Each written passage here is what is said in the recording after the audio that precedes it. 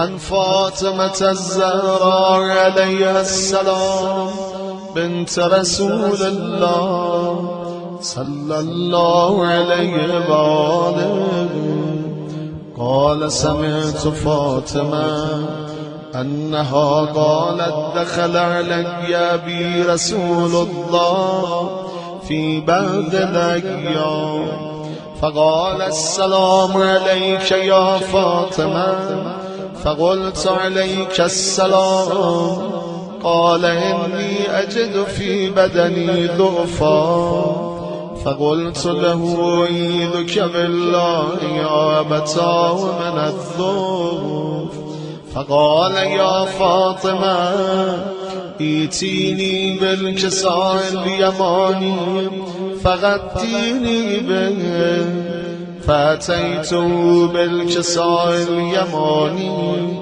فغطيته به وسرت أنظر إليه وإذا وجهه يتلألأ كأنه البدر في ليلة تمامه وكماله فما كانت إلا ساعة وإذا بولدي الحسن قد أقبل فقال السلام عليك يا أمه فقلت عليك السلام يا قرة عيني وثمرة فؤادي فقال يا أمه إني أشم عندك رائحة طيبة كأنها رائحة جدي رسول الله فقلت نعم إن جدك تحت الكساء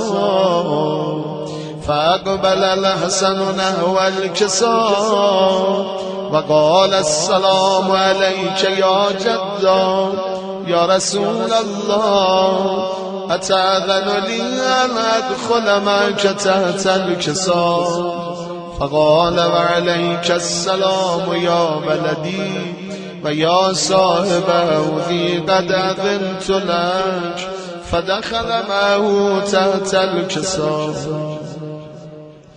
فما كانت إلا ساعة وإذا بولدي الحسين قد أقبل وقال السلام عليك يا أمه فقلت عليك السلام يا ولدي ويا قرة عيني وثمرة فؤادي فقال لي يا أمه إني أشم عندك رائحة طيبة كأنها رائحة جدي رسول الله صلى الله عليه وآله فقلت نعم إن جدك أخاك تحت الكساء فدنا الحسين نحو الكساء وقال السلام عليك يا جدا السلام عليك يا من اختاره الله أتأذن لي أن أكون معكما تحت الكساء فقال وعليك السلام يا ولدي ويا شافع أمتي قد أذنت لك فدخل معهما تحت الكساء فأقبل عند ذلك أبو الحسن علي بن أبي طالب وقال السلام عليك يا بنت رسول الله فقلت وعليك السلام يا أبا الحسن ويا أمير المؤمنين.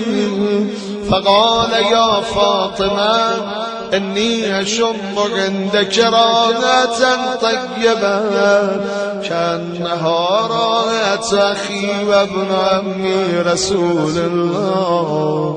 فقلت نعم ها هو مع ولديك تحت الكساء. فأقبل علي نحو الكساء وقال السلام عليك يا رسول الله أتأذن لي أن أكون معكم تحت الكساء؟ قال له وعليك السلام يا أخي ويا وسيي وخليفتي وصاحب الوعي قد أذنت لك. فدخل علي تحت الكساء ثم أتيت نحو الكساء وقلت السلام عليك يا أبتا يا رسول الله أتأذن لي أن أكون معكم تحت الكساء؟ قال وعليك السلام يا بنتي ويا بضعتي قد أذنت لك. فدخلت تحت الكساء فلما اكتملنا جميعا تحت الكساء أخذ بي رسول الله بطرفي الكساء وأومى بيده اليمنى إلى السماء وقال اللهم إن هؤلاء أهل بيتي وخاصتي وهامتي لهمهم لهمي ودمهم دمي يؤلمني ما يؤلمهم ويحزنني ما يحزنهم. أنا حرب لمن هاربهم وسلم لمن صالمهم وعدو لمن عاداهم ومحب لمن أحبهم. إنهم مني وأنا منهم. فاجعل صلواتك وبركاتك ورحمتك وغفرانك ورضوانك علي وعليهم وأذهب عنهم الرجس وطهرهم تطهيرا. فقال الله عز وجل يا ملائكتي ويا سكان سماواتي إني ما خلقت سماء مبنيا ولا أرضا مديا ولا قمرا منيرا ولا شمسا مضيا ولا فلكا يدور ولا بحرا يجري ولا فلكا يسري إلا في محبة هؤلاء الخمسة الذين هم تحت الكساء. فقال الأمين جبرائيل يا رب ومن تحت الكساء؟ فقال عز وجل هم أهل بيت النبوة ومعدن الرسالة هم فاطمة وأبوها وبعلها وبنوها. هم فاطمة وبعلها وبنوها.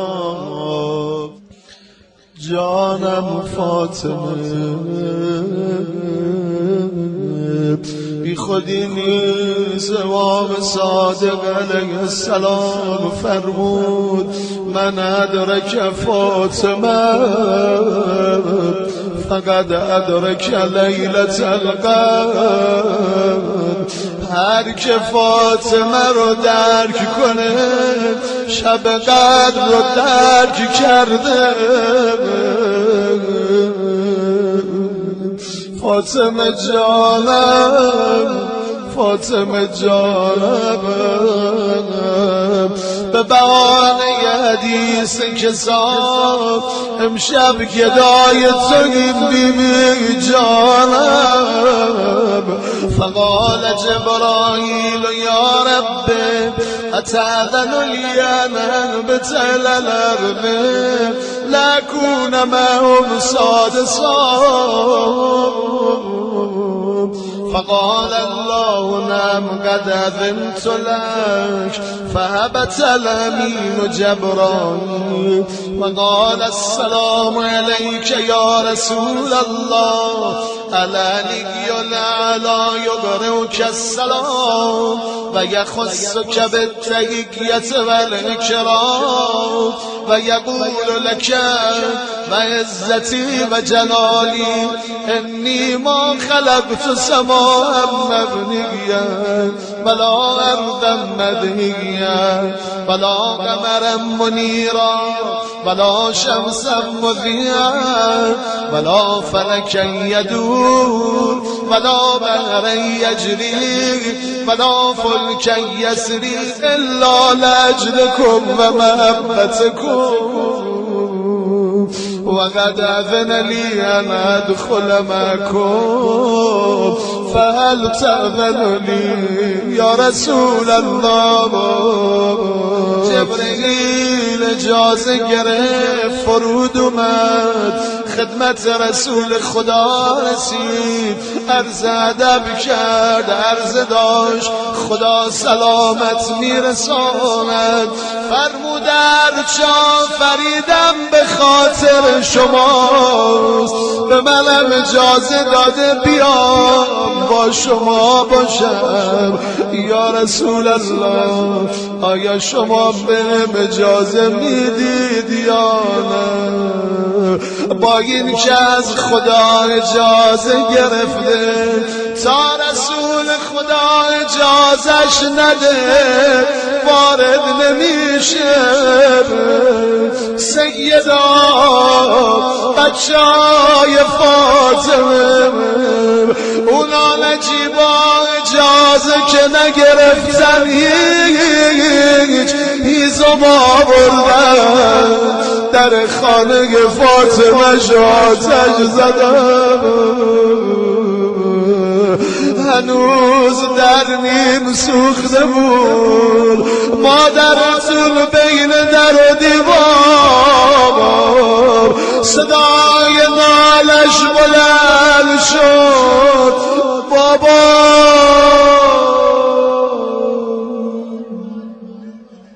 هكذا يفعل بحبيبتك و ابنتك.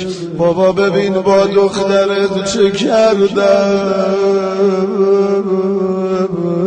از لگت سران بیت مرتضی را در شکست. هم پسر مقتول شد هم پهلوی مادر شکست.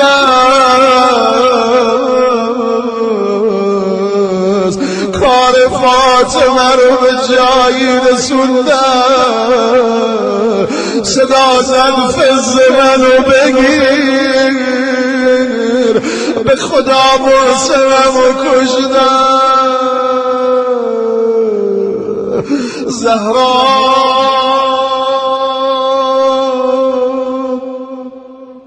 فقال رسول الله وعليك السلام يا أمين وحي الله إنه نعم قد أذنت لك.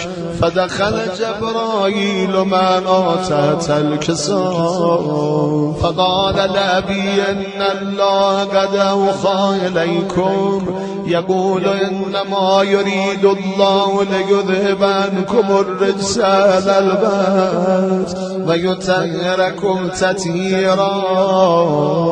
فقال علي لأبي يا رسول الله أخبرني ما لجلوسنا ذات الكساء من الفضل عند الله. فقال النبي والذي بعثني بالحق نبيا واصطفاني بالرسالة نجيا ما ذكر خبرنا هذا في محفل من محافل أهل الأرض وفيه جمع من شيعتنا ومحبينا إلا ونزلت عليهم الرحمة وهفت بهم الملائكة واستغفرت لهم إلى أن يتفرقوا. الحمد لله الان ملائکه دورمونو گرفتن دارن برامون طلب مغفرت میکنن. فقال علی اذن والله فزنا و فاز شیعتنا و رب الکعبه. فقال النبی ثانیا یا علی والذی بعثنی بالحق نبیا واصطفانی بالرسالة نجيا ما ذكر خبرنا هذا في محفل من محافل أهل الأرض وفيه جمع من شيعتنا ومحبنا وفيهم مهموم إلا وفرج الله همه ولا مغموم إلا وكشف الله غمه ولا طالب حاجة إلا وقضى الله حاجته.